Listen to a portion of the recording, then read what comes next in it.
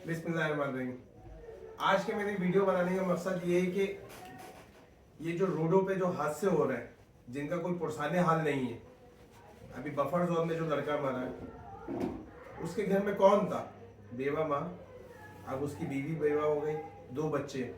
कौन है उनका कफील? कौन देखने वाला है? कौन इस काम को रोकने वाला है? ये तो ऐसा हो रहा है कि जिसको मर्जी है मार दो चले जाओ, मार दो चले जाओ, कोई पूछने वाला नहीं है। मेरी गवर्नमेंट ऑफ सिंध से दरखास्त है, हुकूमत पाकिस्तान से मेरी दरखास्त है कि इस चीज को रोकथाम करे। इनके जो इतने बड़े बड़े डंपर होते हैं, ये ऊपर बैठे हुए होते हैं, इनको नीचे का बाइक वाला कुछ दिख ही नहीं रहा होता।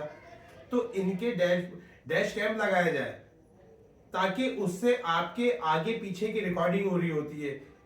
ये कह देते हैं बाइक वाला आया, चला मर, गलती बाइक वाले की थी। लेकिन अगर ये डैश कैम लगा दिए जाएंगे इन टैंकरों में, इन डंपरों में, पानी के टैंकरों में, ताकि उससे हमारी गवर्नमेंट को बहुत मदद मिलेगी कि आया गलती किसकी है, बाइक वाले की है, ट्रक वाले की है। अभी मैं परसों एक वीडियो देख रहा था, वो एक पानी का टैंकर रिवर्स हो रहा है, आल्टो वालों को उसने उड़ा दिया, खड़ी हुई आल्टो को। तो इस चीज में हमारी गवर्नमेंट को बहुत सपोर्ट मिलेगी कि इनके डंपरों में, टैंकरों में डैश कैम लगा दिए जाएंगे, जिससे सारी रिकॉर्डिंग हो रही होगी, फ्रंट की, बैक की, उससे गलती पता चलेगी। और इस इकदाम उठाने से हो सकता है कितने माओं के लाल बच जाए, कितने ये फूल ये जो उड़ गए इस दुनिया से वो मुरझाए ना, बहुत सी जानें बच जाएंगी।